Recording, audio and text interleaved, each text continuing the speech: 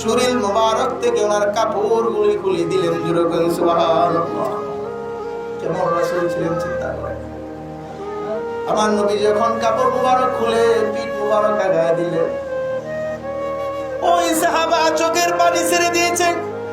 ছেড়ে দিয়ে নবী সাল্লাল্লাহু আলাইহি ওয়াসাল্লামের পিঠ মুবারকের মধ্যে দুইটা হাত চাপড়ায় ধরেছে, ধরে বলতেছেন, ইয়া রাসূলুল্লাহ, ইয়া হাবিবাল্লাহ,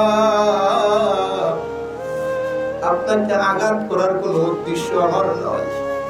ইয়া রাসূলুল্লাহ, আপনার পিঠ মুবারকের মধ্যে, আপনার পিঠ মুবারকের মধ্যে চুমা দেওয়ার জন্য, একটি চুমা দেওয়ার জন্য আমি আপনাকে এই পায়তারা করেছি, এই সুযোগ নিয়েছি। ইয়া রাসূলুল্লাহ, আমি আপনার মোহরে নবুয়তের মধ্যে যেন একটা চুমা দিতে পারি।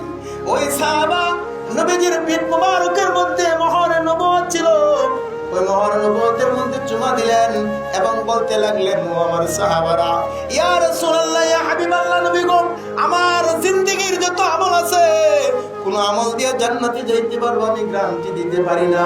এই জন্য আপনার পিঠ মুবারকের মধ্যে এই দুইটা ঠোঁট দ্বারা চুমা দিলাম, আর আকাঙ্ক্ষিত হলাম কিয়ামতের দিন যেন আল্লাহ এই আপনার পিঠ মুবারকের চুমার উসিলা আমাকে জীবন জিন্দেগীর গুনাহ খাতাগুলি মাফ করে দেয়।